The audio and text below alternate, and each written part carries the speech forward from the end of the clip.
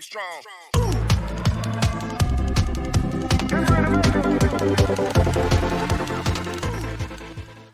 Dokja calls him, and he is shocked to see him alive and asks if he is also dead.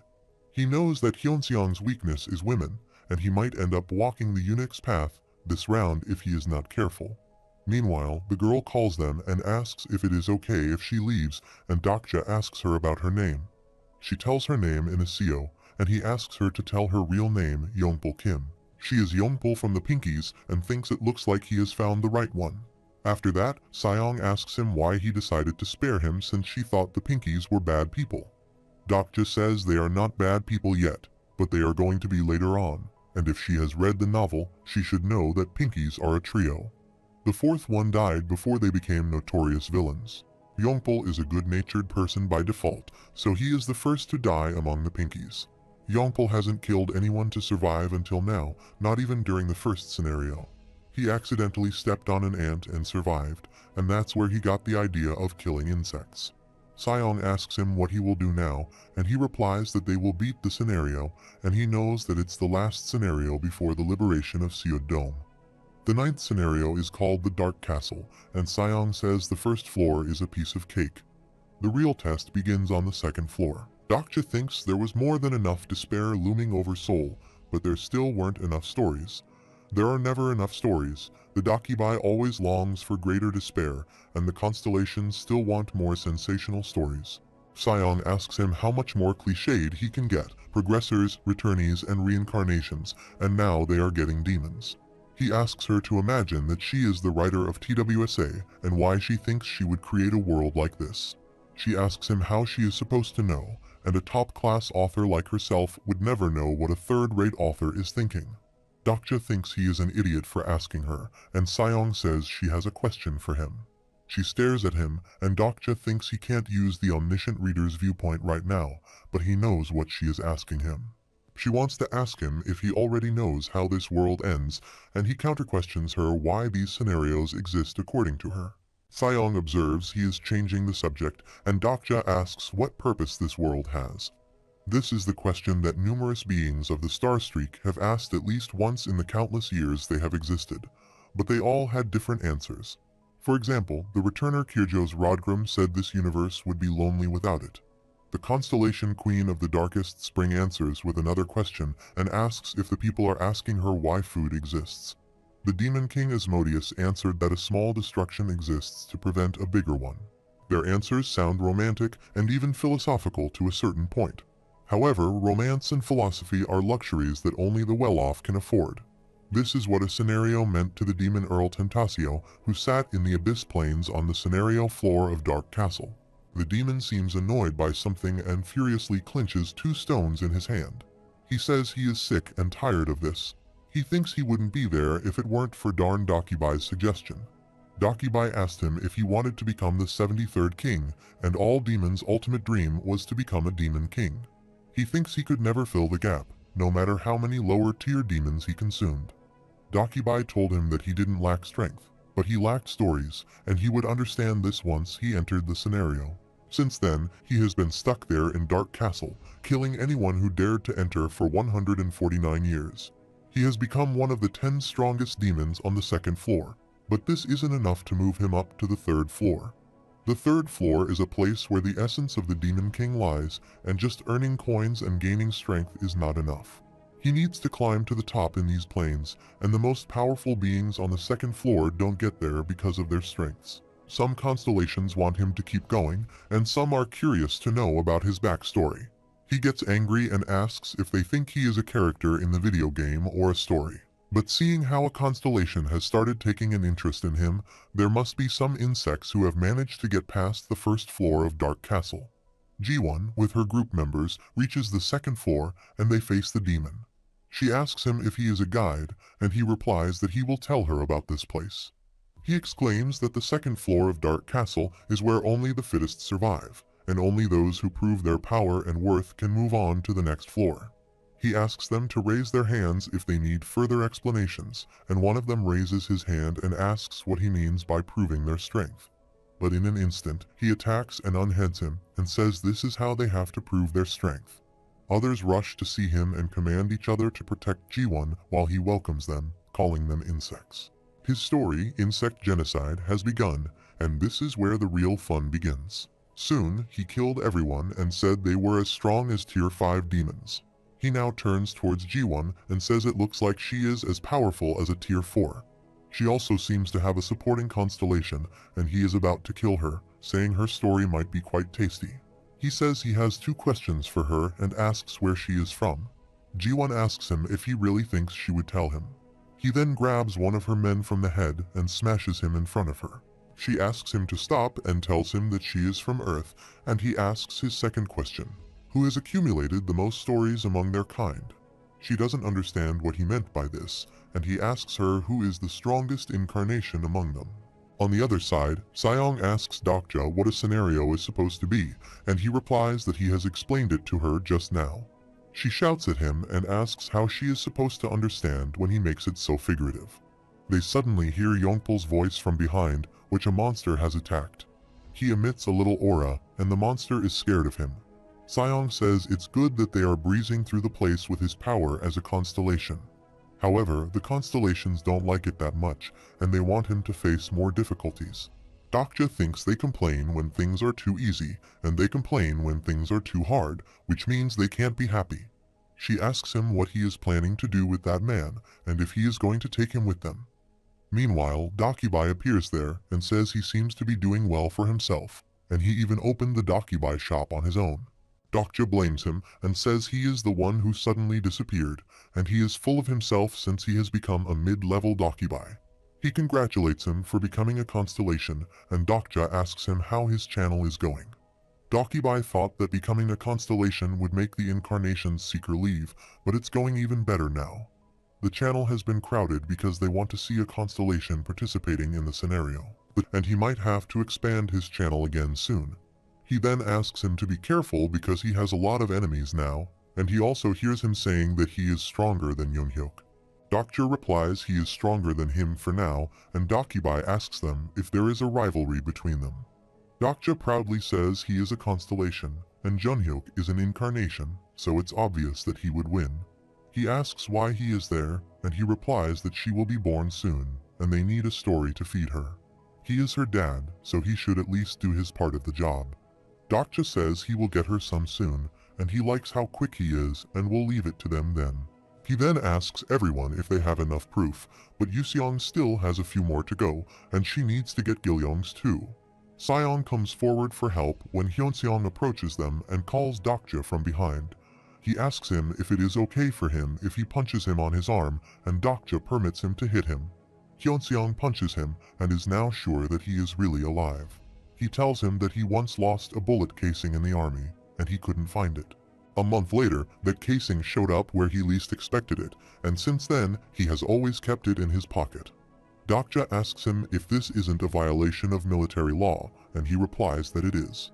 Dokja asks him why he suddenly talks about the casing, and he replies that it just popped into his head.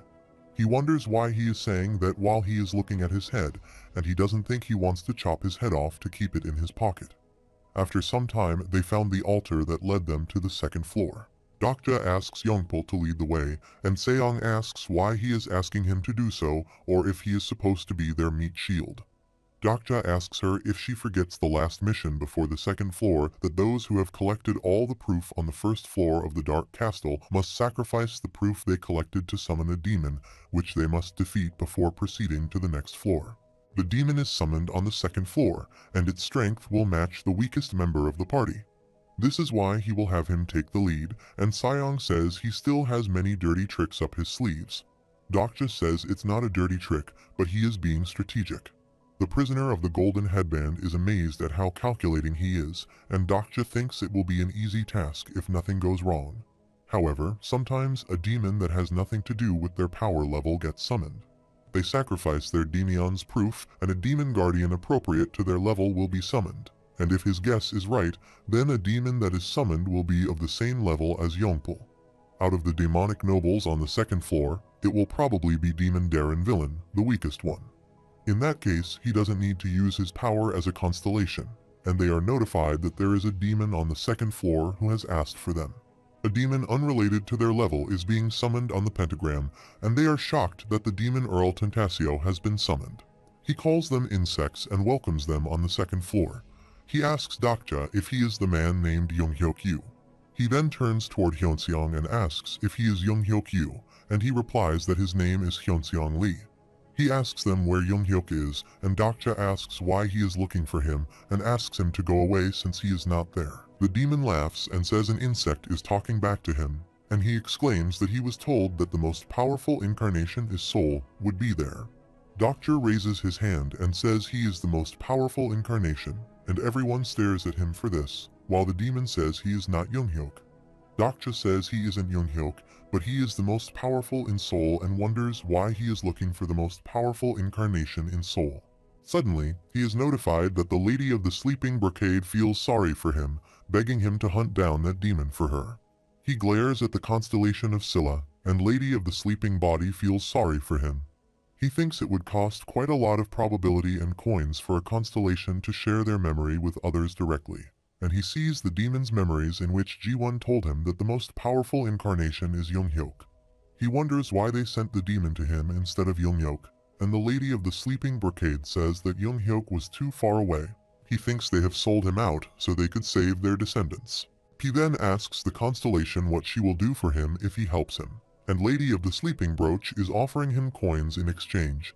He asks her to give him something else, something useful, and the constellation of Scylla complains to the Lady of the Sleeping Brocade. She then offers him to pay him with a story, and a new bounty scenario arrives in front of him. He has to defeat the demon Early Tentasio, and the constellation will give him one historical grade story. He finds the offer interesting, and the demon asks him what he is muttering to himself and asks whether he is Younghyuk. Hyunseong says he can take care of him, but Dokja stops him and says he won't be able to do it alone. Hyunseong turns back and says he refuses to lose any more bullet casings. He faces the demon, is impressed by his bravery, and says he loves crushing bags like him. He jumps from his place and is about to attack him, while Hyunseong activates his steel avatar and punches him with his full might. The demon is impressed by his power and says he must have succeeded in a story, but he wants to eat him up. Suddenly, he disappears in front of him, appears from behind, and grabs his shoulder. He breaks through Hyunseong's steel avatar while he tries to free himself, but all in vain. Seong is scared to see him and asks what that thing is and how he can bite Hyunseong easily after his steel formation. Dokja tells her that he is a Tier 3 demon, and as she already knows, demons of Tier 3 and above have their own stories. Seong creates her avatars and runs to save Hyunseong. He has made him injured badly and has also broken his hand. He then grabs him from his head and throws him at a distance. He falls to the ground at a distance and then punches Seong and makes her fall. Her avatar falls to the ground at a distance, and they all seem scared of him. The demon laughs and says it's time for genocide. His story, Insect Genocide, has begun, and they all feel some poison in the air. It is hard for them to breathe, and the demon jumps from his place to attack Hyunseong. But before attacking him, Dokja interrupts and grabs his hand. He is furious at him since he dares to defy his story.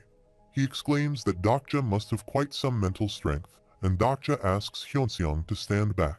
But he refuses by saying he wants to protect him, and he says he can't lose a bullet casing if he just keeps a close eye.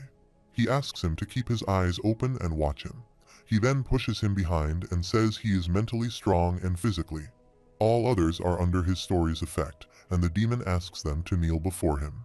He is shocked that Dokja is still able to move, and he says he must have killed at least 100,000 people to have earned that story. He exclaims that his insect genocide is quite a useful story, but that is only when his opponent is weaker than him.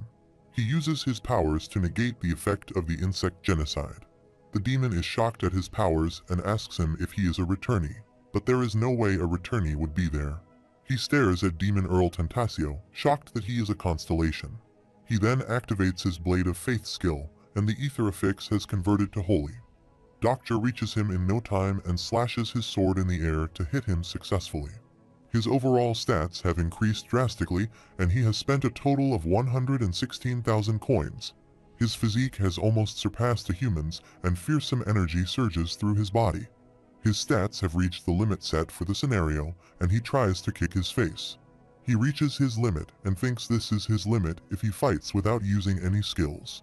He activates his personal skill, miniaturization, level 3, and his body has decreased in size due to miniaturization's effect. He then activates his bookmark skill and activates the 5th bookmark, Kyrjo's Rodgram. His physical traits have been confirmed to be similar to those of the chosen characters, and the target character's level is higher than his. The skill level being used has been adjusted accordingly, and his synchronization with the character has increased due to his increased level. He activates multiple skills, and a vast amount of thunder is produced there, which injures the demon. He is badly injured, and his body has been torn. It is revealed that the maximum level all skills can reach is level 10. Beyond that, they either learn a better skill or transcend like the returnees. However, he can feel a power that goes beyond the system's limit, and he thinks he is starting to understand how powerful Kyrjo's is. The demon is injured and says he is on the level of a constellation and can use the skills of a returnee. He asks him what he is supposed to be. Dokja says he called him Junghyuk first, and he asks him if he knows what it means for an incarnation to become a constellation. Dokja sits in front of him and asks what he is on about all of a sudden, and the demon says he will regret telling him his name.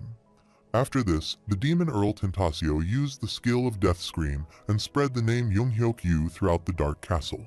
His voice reaches all over the castle, and the rankers of the Dark Castle will now remember the name Junghyuk. The rankers of the Dark Castle are now hostile against the incarnation, Junghyuk, and Dokja praises him and says he didn't see this coming.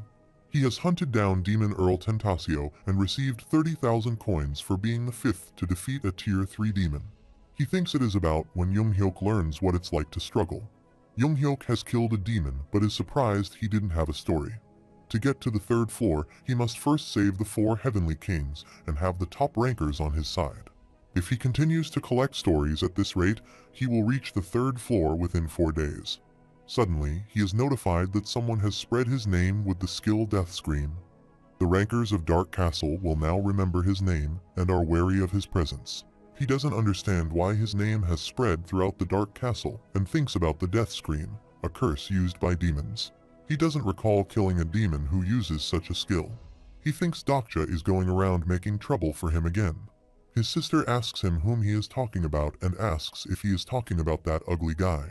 She observes his expressions and says he looks happy whenever he talks about him, but he refuses by saying she is mistaken.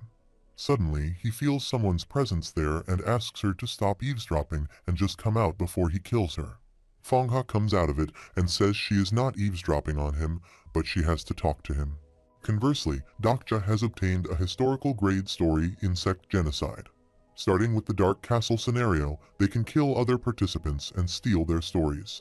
This is why Tentasio is so eager to collect stories, and Dokja wonders if it is okay for him to own a story that used to belong to a demon. He is notified that he has completed a bounty scenario, and the constellation, Lady of the Sleeping Brocade, feels grateful toward him. He now has the support and protection of Scylla's constellations. He has received a historical grade story, Scylla Tang Allied Forces. He is surprised because they promised him a historical grade story, but they didn't say it would be good. The constellation, Lady of the Sleeping Brocade, smiles contently, and others come to him. Hyunseong asks him how strong he has become, and if the 2nd floor is full of monsters. Dokja replies there will be a few, but they won't be common, and if he recalls currently, his ranking was 10th. He is then notified that he has obtained 50,000 coins to complete a main scenario, and the main scenario's objective has been updated. The demon he hunted down was Tentasio, ranked 10th in Dark Castle. His ranking is calculated based on his contribution, which means that at least 9 more demons are stronger than him, and probably more around the same level. Hyunseong says Dokja has become strong enough to fight them, and he says he will be able to fight them once he finishes succeeding in his story. Also, there's no guarantee he will be able to defeat the demons who are stronger than him. He then calls Seong and says she could have beaten him too if she had given it her all, since she is in the middle of succeeding in the story of the Abyssal Black Flame Dragon. Seong says she is not done yet since the story is too cringy. Suddenly, she remembers something and shouts at saying he should have stopped her when she chose the constellation. Meanwhile, he has been notified that his new ranking based on his contribution will be announced. Dokja's ranking in Dark Castle is 11, and Seong asks him if she will become the new 11th strongest if she kills him now. He asks her about her ranking, but she refuses to tell and says she is at least stronger than Youngpul. Incarnation, Youngpul's ranking in Dark Castle is 1,1023rd. Jaehai's ranking in Dark Castle is 98,761. Gilyong's ranking in Dark Castle is 87,541. Hyunseong's ranking in Dark Castle is 636. He exclaims he has received enough report cards in school, so he is fine with this, and it is giving him extra motivation. Dokja thinks he looks rather down, but he guesses that he doesn't have to worry about him. Yuseong seems disappointed by her ranking, and Dokja advises her that her rank isn't important and will have plenty of chances to move further once she reaches the second floor. Dokja thinks he sounds like an old man, and Yuseong asks him if she will ever become as strong as he is if she tries. Dokja assures her that she can become even stronger than him. He is then notified that his stigma is about to blossom, and the story for his stigma is now being selected. Dokja thinks if she receives a stigma, then she will grow exponentially. He is going to need her on the second floor of Dark Castle. Hyunseong asks why they are being ranked suddenly, whether it is purely to have them compete with each other or if they will be awarded if they reach the higher ranks. Suddenly, he is shocked by the notification that the demon god of wrath and lust is intrigued by his presence. The Demon King, Duke of Dragons, and Malodor are interested in his group, and the Demon King, the Red-Manced Prince, is hungry for his story. He thinks about the 72 demons who reign over all others and the few demons whose power rivals that of fabled constellations. They must fight against them all, and it looks like it's time they moved up to the second floor. On the other side, Sangha tells Younghyuk that if he doesn't do anything, Dokja will really die during this scenario. Sometimes earlier, Sangha told Younghyuk she needed her help while he asked her to stay away from him. He only saved her because he owed Dokja something, and she says it has to do with Dokja, and he will die during this scenario. Younghyuk smiles and says he has already told her this, but she must have not listened. He exclaims that Dokja has the power of resurrection, and he should be back by now, but it seems she just hasn't met him yet. Sangha says if he doesn't do anything, then Dokja will really die this time. Younghyuk asks him how she knows that, and she replies that she saw it. Younghyuk is shocked to see the power behind her and thinks that it isn't Ariadne's thread or Arakan's web. He asks her if this is the symbol of Mori, the three goddesses of fate. He asks her if she secretly looks at the constellation's prophecy and if she even knows what she has done. Sangha replies she knows everything, so she is asking for his help. Fate foretold by Mori is more than just a prophecy. It is more like a conclusion yielded based on big fate and is the most plausible future. He thinks Olympus' prophecy was never wrong, and Sangha requests him to stop Dokja. She shows him his name written on the prophecy. On the other hand, Dokja and others have reached the second floor, and the place where they manifest is huge. Hyunseong asks him if they are still in Dark Castle, and Dokja says this is called the second floor. It is completely different from the first floor. Unlike the first floor, where the new scenario occurs, the second floor of Dark Castle has an ongoing scenario that started long ago. Meanwhile, a dokkaebi appears there and congratulates them for making it to the second floor. He exclaims that the Abyss Plains will be full of chances for them too, and the dokkaebi calls this place the graveyard of scenarios. He can't believe that he made it this far, and Seong says they will adjust the difficulty level every chance they get to work them like dogs. Dokkaebi listens to their conversations and says they won't interfere in the scenario, and they won't interfere with the stories that unfold there. They are notified that the new main scenario has been updated, but they are shocked that it has an unknown clear condition with unknown reward and difficulty. They find out that they aren't going to show them anything, and a man shouts at dokkaebi and says they are going to screw them over with a terrible scenario again. Dokkaebi asks them what they have been fighting for all this time and is sure they will all have a different answer. But the way he sees it, none of those answers are true, and they all are there to complete the scenario. However, this won't be enough for them to complete the upcoming scenario, and the star stream doesn't want such incarnations. They can find clear conditions by themselves, and only those who want stories themselves will be able to progress further. He wonders how many of them will be able to make that decision, and he prays that they don't end up being put to rest in this graveyard. Dokja observes everyone and thinks they are all in high spirits, saying they will move up in a rank, but a scenario without a clear condition appears out of the blue. He can understand why they feel so discouraged. Meanwhile, Jihai and Gilyong wake up and wonder where they are. Gilyong gets up and hugs him, and he is so happy that he is alive. He exclaims that he knew he would be alive and believed him until the end. Jihai makes fun and says he cried with snot all over his face, and she asks him about the scenario without any clear condition and how they are supposed to complete it. Hyunseong is motivated and says there may be a hidden goal, and if they find the hidden condition, they will clear the scenario. Suddenly, Youngpal interrupts them and asks if they really have to clear the scenario. They all stare at her, and Gilyong asks Jihai who she is. She replies that he is a man they picked up on the way there. Youngpal suggests they shouldn't do anything because she doesn't think they need to complete it, and Jihai asks him what she is talking about, or if she doesn't know what awaits them at the end of this scenario. Youngpal again says there is no way for them to tell if it would do them any good to keep completing these scenarios.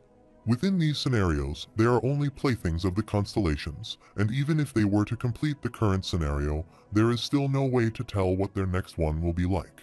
He is sure that they can die at any time, but Jihai gets angry about this and grabs him from his collar.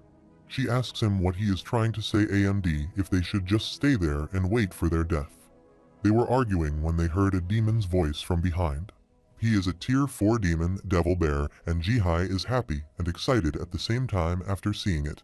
Dokja asks everyone to gather around because there are many in numbers rushing toward them. He observes that there are about 20 of them, and if he uses electrification and joins forces with the others, they can certainly beat them. However, they have many injuries in the group, and many have lost their spirits in the face of a scenario without clear conditions. He thinks this scenario might be the most dangerous they have faced yet. On the other side, Songka shows Younghyuk the prophecy that the incarnation Dokja Kim will suffer death at the hands of the one he loves the most. Younghyuk is shocked to see this because this prophecy can be true, and Dokja will really die. At the same time, Dokja and his group members are fighting the monsters with their full might. Hyunseong grabbed one of them, and Jihai jumped from behind and cut his head with just one slash of her sword. But shocked to see that there are just many of them, and all of them are very powerful. Suddenly, they see a large fireball coming from a side, covering many monsters and killing them. The light has spread all over the sky, and all the monsters have been killed. Dokja is also shocked to see this and thinks the power to decimate tier 4 demons is a stigma that belongs to Huiwen. Jihai and Hyunseong are happy to see her, but she is shocked to see Dokja. Suddenly, her expressions change and Dokja feels something isn't right. Her black unicorn is also strange. He wonders how she tamed that beast, and Jihai asks her if she was alive and if she got there ahead of them. She apologizes to Jihai and says they will talk about it later. She asks everyone to come with her and she will guide them to safety. She ignores Dokja's presence there and he doesn't have a good vibe from her. However, she takes them to a castle where a man is already present who welcomes everyone and says it was difficult getting there, but they are safe now. He exclaims that they no longer need to participate in the scenario, while Dokja seems to recognize this person and finds out that the castle belongs to them. They have created a whole city there, which also has a market. They assure people to teach them breathing and fighting techniques. They also saw beast legs and sancho berries growing on the farm. Everyone is welcomed there, while Hyunseong asks Dokja what that place is. This place has restaurants, alcohol bars, and many more things of this kind. Soon, a man calls everyone and asks the injured persons to come aside for first aid. Dokja never knew such a place existed, and the castle owner told them that he had a pretty good idea of all the horrible things. He said there is no longer any need for them to fight, and the dokkaebi must have told them already, but the scenario at Dark Castle doesn't have a time limit or a penalty for failure. They should have caught on to what that means if they are smart and can continue to live in this scenario area. Their rights to live will be respected, and they can sleep and eat as much as they like. He asked them to live any way they wanted to without the pressure of having to complete the scenario. They can stay the rest of their lives there just as they used to live before the destruction began. Suddenly, a demon appeared there, and two men put their swords on him, saying that the place wasn't safe. But the guards interrupt them and ask them to put their swords down. They reveal that the demon is also a citizen of paradise. The demon speaks himself and assures them that he won't hurt them, and it pains him to see that they still hold on to the prejudice. He is sad that some demons are bound to feed on human lives, while Jihai and Hyoseong are watching this shockingly. The owner assured them that no other place in the state stream is safer than the land they are standing on right now. The people ask him about his identity, and he introduces himself as Reinhard von Gerba, and he arrived there 800 years ago before they did. He is the master of paradise of the Castle of Paradise. After some time, a lady thanks Huiwen for saving them earlier, while she is glad that she seems to be doing well. She recognizes Dokja when he was at Jumho Station and is also grateful to him for saving them. Her daughter also thanks him, and after that, Huiwen congratulates him on his resurrection, saying it took a while. Dokja says she doesn't seem happy about his arrival, but she asks him to talk to him privately for a moment. She then tells him that she arrived in paradise 4 days ago, and on her first day, she distrusted everything. On her second day, she suspected everything, but then she started wavering on her third day. Today is her 4th day when Dokja arrives there, and suddenly she starts thinking about whether it is meaningful for them to continue clearing the scenarios. Dokja asks him if it isn't too quick for him to waver like that, or maybe she has been feeling that way deep down inside all this time. Suddenly, they see 2 guards dragging a man who asks them to let him go and says he will pay for everything he stole.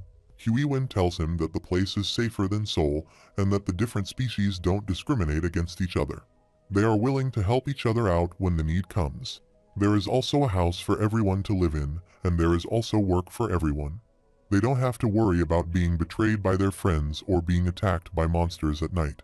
They don't have to live being chased by the scenarios, and they don't have to keep nightmares that they killed someone. Moreover, they don't have to end up losing anyone anymore. Dokja thinks he brought Huiwen up himself after he entered this world, and she was someone who had to kill so that he could go on not killing. Dokja states she is free to stay if she likes it there, and he also thinks this place is very safe, and it could be that this is the safest place they can find out of all the scenarios. However, he refuses to stay there and will return soon. He reveals that this isn't the end and that he needs to keep participating in the scenarios. Huiwen asks him what the end he is thinking of, and he replies he can't tell her about that. She asks him if the end will be a better place than this, and if everyone will be unhappy if they don't carry on with the scenarios. After that, Huiwen says she will wait for him there, and that he can call her if anything happens. Dokja is surprised to see a white house on top of a hill, and thinks the lord of the castle usually stays in a luxurious residence within the castle. Suddenly, he uses the skill of perpetual motion and appears from nowhere and seems like watering the plants. He asks Dokja if he knows about these plants and replies that they bloom anew daily and are called paradise flowers. Their flowers bloom at dawn, bear fruit at night, and drop down, and the plant consumes the fruit to bloom its flower again. It keeps repeating this process forever, and the Lord is impressed by his knowledge and says he never gets sick of watching them, and their vitality is indeed awe-inspiring. Dokja says their name doesn't really ring true, and if this plant were really in perpetual motion, the flower would bloom even if he didn't water them. The Lord asks him to put such a little flaw aside when they have such beautiful flowers. Dokja asks him why he is looking for him, and he replies that he wants to say hello. He introduces himself again, but Dokja interrupts him and says he is the Lord of Paradise, Reinhard von.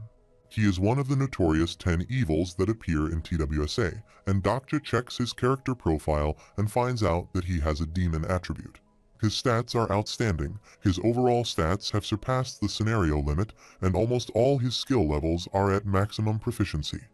Dokja asks him why he wants to see him, and he replies that he is curious about the rumors he heard about him. When he entered the scenario, all sorts of beings talked about him. He couldn't help but feel threatened at that time, while Dokja says he is quite humble for a demon marquis who is ranked 2nd. Reinhard is surprised and says he has really done his research, and Dokja wonders if he should attack him. It's not that he doesn't stand a chance, but if he kills him, this paradise will be ruined. Reinhard reveals that in the world he comes from, Dark Castle was the 34th scenario, and he remembers the moment he fell into this place 800 years ago, when these planes were completely empty. All he had was his rank, and even without any instructions, incarnations were hard at work killing one another. Therefore, he created this paradise, and the Dokkaebis call these planes the graveyard of scenarios, but he begs to differ. Although he has become a blood-soaked demon over the years he spent there, he can confidently say that new life can blossom there, where there are no more scenarios.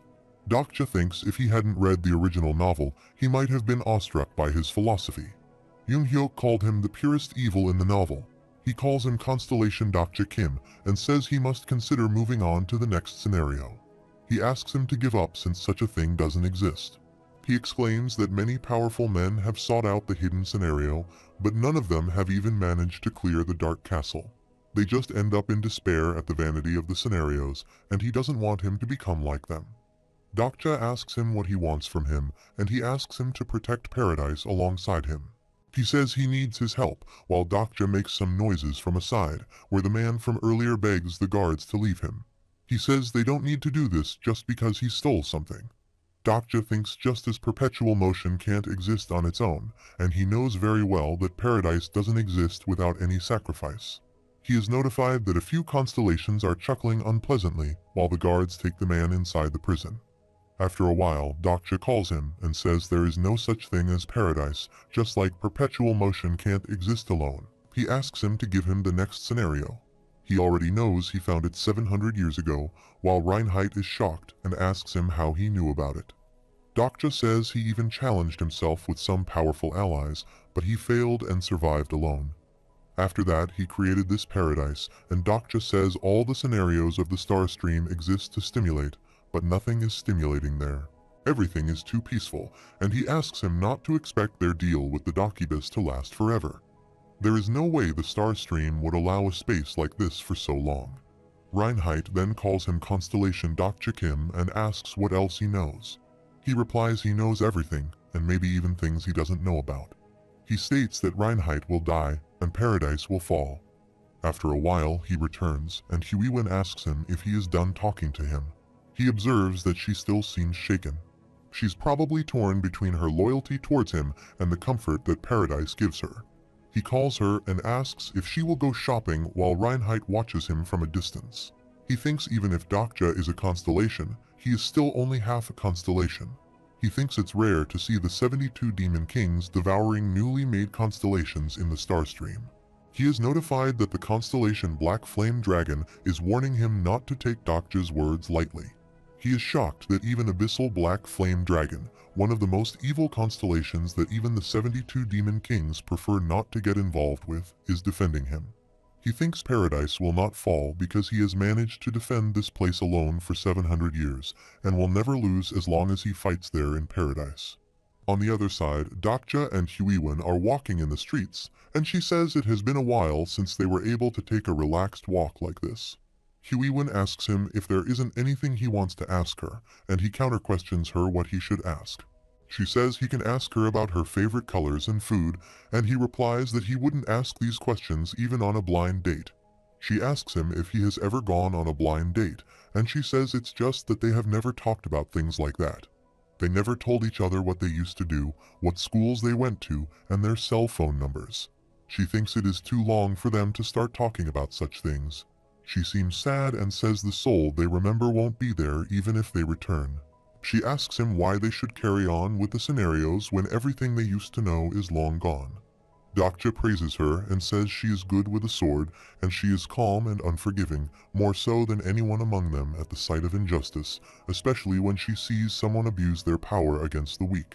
She always put herself on the front lines of battles, and never once complained that things were difficult.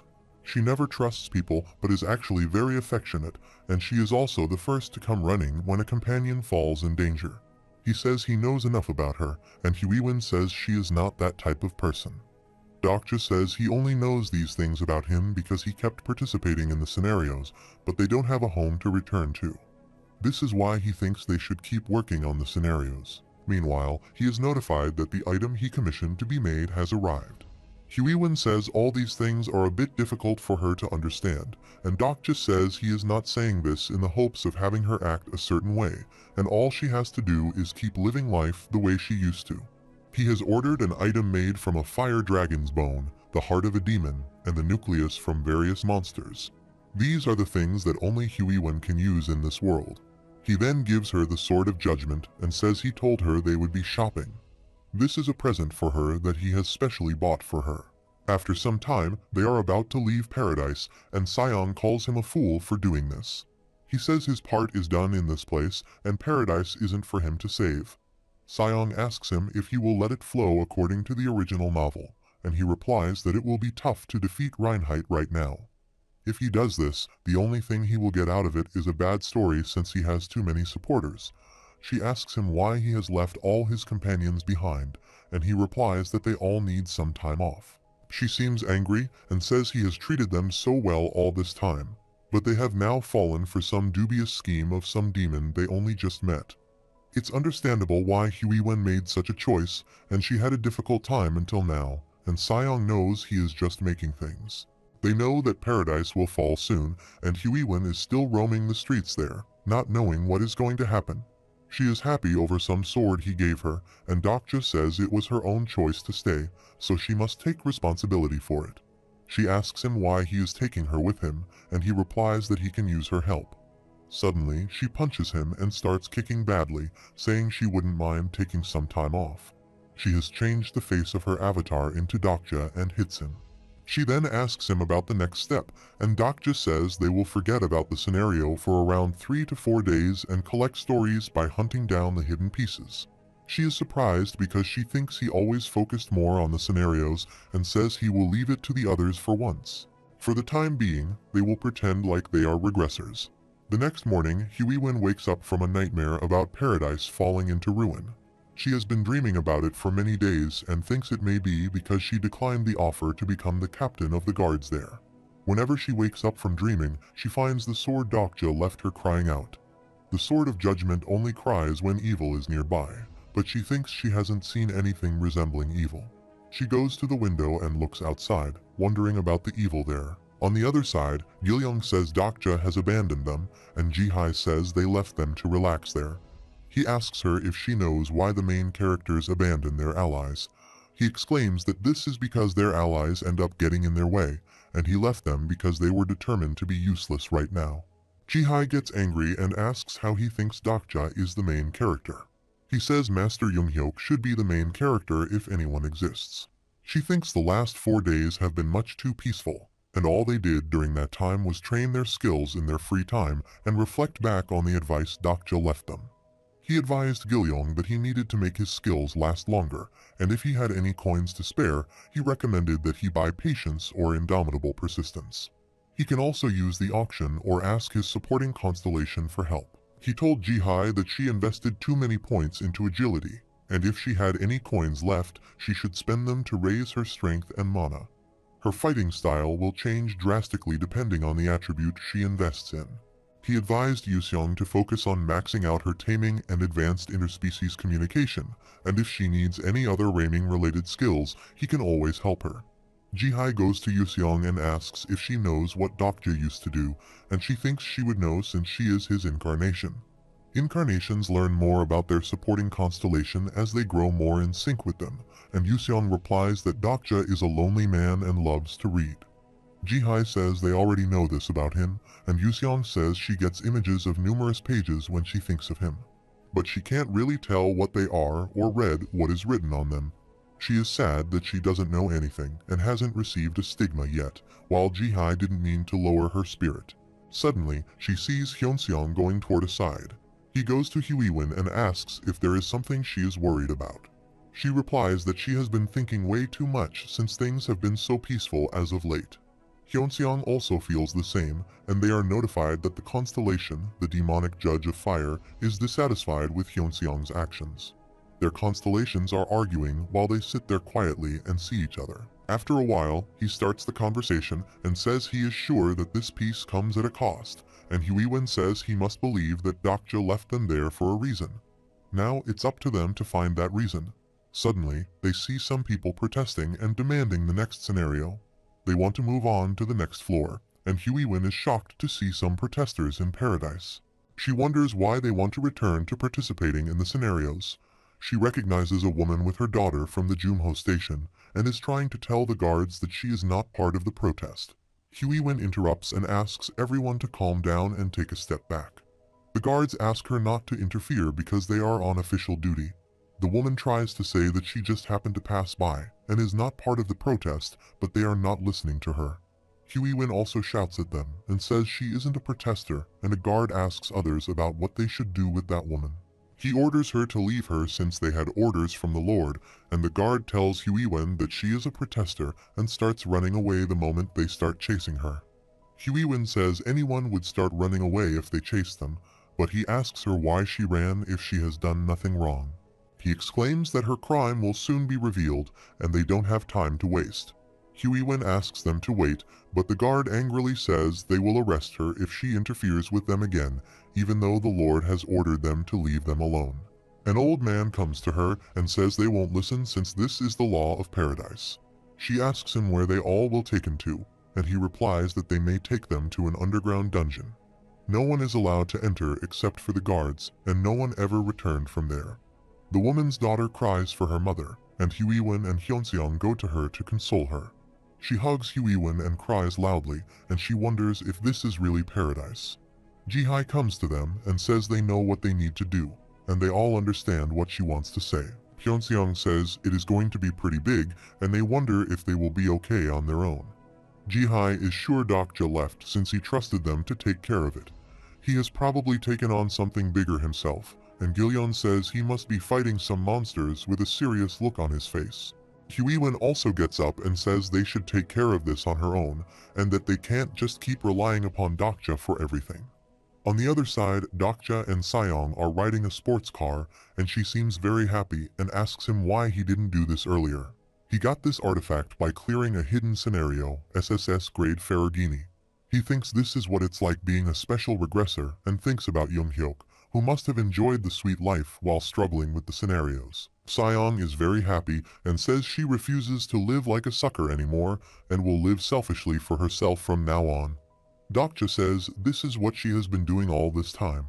She asks him why he is not saying anything because it's not every day that they get to do something like this. Dokja thinks she is right since, back in real life, he would always work overtime and use public transportation because he couldn't afford to buy a car. He shouts loudly that he is the main character, but he regrets it soon when Seong stares at him shockingly. The constellations are embarrassed by his action, and his clinginess overtakes the abyssal black flame dragon. However, he thinks things should be heating up in paradise now. Given the original novel's plot, he knows they would be just fine on their own. He is surprised that things are going so smoothly, and at this rate, he will clear the scenarios in no time. Suddenly, he is notified that an enormous fate is hoping for his death, and he hurriedly applies the brakes. The car jumps and stops after a big strike, and Hyunseong asks him what he has done when she is enjoying the ride. He asks her to be quiet and is shocked at how he can get a fate message. He receives this message 3 times in a row, and wonders what is going on there. He tells Seong that someone has read his fate, and he wonders if the fate message ever appeared in a row in the original novel. Seong asks if it is something like a future vision, and he tells her it is similar to a future one. Future vision peers into a possible future, and fate is the power that enforces that possible future on its target. For example, he puts his foot down in the accelerator, and if he uses future vision to look 1 second ahead, his car will be running. But if he knew that information, he could choose to force himself not to step on the accelerator by any means necessary. However, it is different when it comes to fate, and if someone ends up learning that Dokja Kim will step on the accelerator, that fate will be forced on him unless it's withdrawn or actualized. Seong says he will eventually step on the accelerator, which creates a possibility issue. It seems this thing called fate has the power to interfere with the scenarios. She asks him who can wield such a power, and he replies that the only being who can read someone's fate, and they are called the Great Nebulae. Suddenly, they leave the car, and Seong asks him what he has seen in the fate notification. He reveals that it said he would die. Suddenly, they see a monster in a humanoid form, and it's different from the other weak monsters they have faced until now. Seong says he should have told him earlier, and it was weird how things were going so smoothly. Suddenly, a nebula comes to him in a humanoid form, and Dokja smells wine from him and asks him if he is an incarnation of Dionysus. He replies that he has a message to relay to him. Dokja asks him if he is there to tell him that he is going to die, and if he was the one who read his fate. He replies that Olympus read his fate, but if he asks if he is one of them, he is wrong. Dokja understands that Olympus split apart, and Dokja thinks things are happening faster than they did in the original novel. The split within Olympus should have happened after the 10th scenario was over. He tells Dokja that it's not just Olympus. Many constellations are after him, and they are very big and powerful. Docs ask him why they are after him, and he replies that the stronger constellations tend to be scared more easily, and they are afraid of the influence he yields. He states that the scenario that just began on Earth is very special, and some constellations believe that this is the scenario they have all been waiting for. Dokja showed up to partake in that important scenario, creating a nuisance for them. He is much less affected by the probability restrictions than the other constellations. On top of that, he is already strong, and his power is growing much faster than the other incarnations, so some Nebula believe that he must either join them or be removed completely. Dokja asks him why he is telling him all this, and he replies that he likes his story and wants him to live. He and a few constellations believe that he has the potential to reach. On the other side, Huiwen reaches the underground dungeon by an invisible cloak. They plan to sneak in since they couldn't break into the underground dungeon all at once. Thanks to Uriel's hermit's cloak, she can make it inside easily, and it seems she is the only one who has made it inside for now. She wonders how deep they are going down, and although they are criminals, it is not necessary to imprison them so deep underground. After a while, they reach outside a prison, and a guard commands others to put them in there and move out. They throw them in the prison and quickly leave the place.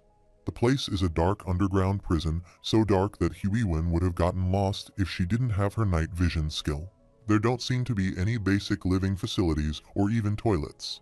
The people call for help since there is no food and other things. A girl calls for the old prisoners, but they can't hear anything.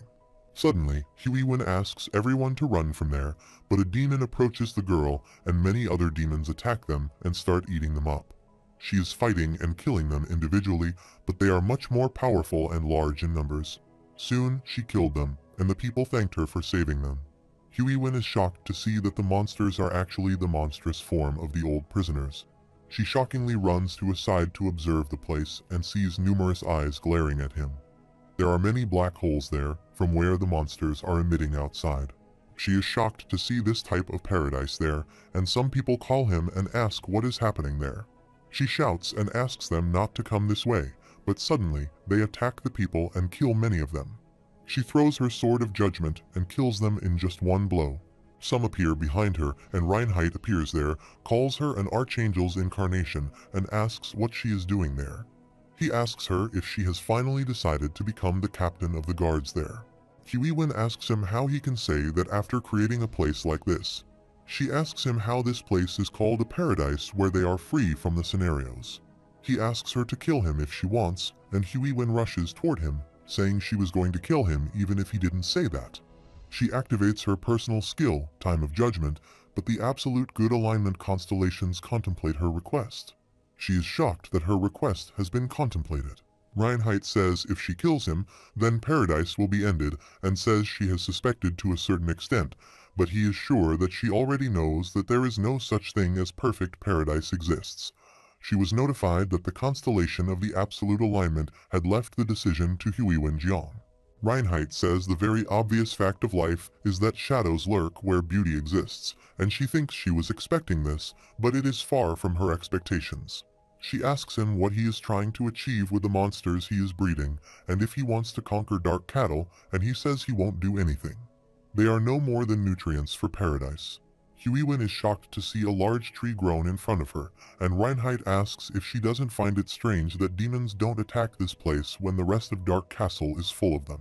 Suddenly, the tree branches grow, and it grabs the people while Reinhardt asks her if she ever thought how the Dark Castle came to be infested with so many demons. The people shout for help, but they all have been thrown inside the tree, and it closes like it never existed. Now only 2 are left there, and with their bodies, many new flowers have grown outside the castle. An immense amount of light covers the castle, and the buds fill with the blood of those who just died. After that, the buds bloom and demons emerge from the tree, creating demons in perpetual motion. It was paradise where all the demons were created. Reinhardt reveals that once every month, the demons that were born there are released, and there is a limit to how many of them they can hold there. Huiwen is shocked and asks how he can do such a thing, and he replies that someone had to do this task.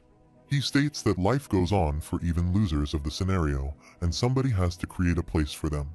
Huiwen says if he really wanted to help them, he should have helped them carry on with the scenarios. He replies that the enemy in the next scenario isn't someone they can defeat. She asks him if he knows what is waiting for them upstairs, and he replies that it's not a matter of what is waiting for them. Even if they clear the next scenario, another one will always be waiting for them. Huiwen says they can keep fighting since it's a scenario, and there must be an end to it if they keep honing their skills and collecting stories, but he interrupts her and asks if she really thinks they can clear all the scenarios. He asks her if she really thinks peace will come when they achieve that, and if anyone ever managed to reach the end of the scenarios. Huiwen tries to tell them about the constellations, and he says that they exist outside of the scenarios, which would mean there is a way for them to escape the scenarios. He laughs and says there was a time when he used to believe that, and he asks her if she really thinks the constellations are the ones who cleared all the scenarios. He reveals that constellations are also in a scenario of their own. Whether it's their 76th or 84th, they are all working on scenarios just like them. He reveals that constellations are powerful beings born while partaking in a scenario, not gods and mighty beings. No one has ever reached the end of the scenarios, and this world is a never-ending hell. Therefore, he couldn't help but create this paradise, which will fall if he doesn't do anything. He reveals that the number of humans is decreasing while the demonic species are growing in number. They lack resources for the upkeep of the land, and Huiwen can keep this place going for the next 10 years since the Archangel chose her. Moreover, someone who became a constellation like Dokja Kim would keep the land alive for the next 200 years at least. Huiwen asks him if he really thinks she will say yes to something like that, and he replies that with her help, they won't need to punish their people who have been charged with misdemeanors for a while. He says she can help him save the lives of thousands if not millions, while Huiwen is looking toward the demons who once were humans. The constellations of the absolute good alignment are looking at him. She thinks if her death could save millions of lives, then that would be the just and righteous thing to do. She wonders what is the purpose of her life, and remembers when Dokja told her that she is good with the sword. She is the most unforgiving among them when it comes to injustice, especially when it comes to those who abuse their power. She always puts herself on the front line in their battle, and never once complained about difficult things. He told these things about her because she kept participating in the scenarios, and therefore he asked her to participate in the scenarios. She thinks Dokja must not have given up even when he knew the truth behind this scenario. She believes she has killed many people, and she may have been waiting for a chance to atone for herself. She made those choices because she wanted to keep living, and now she has decided to continue living. Even if a lot of people end up dying because of her choices, she will learn to live with that fact. She picks up her sword and says she can't die there, while Reinheit says she really must die.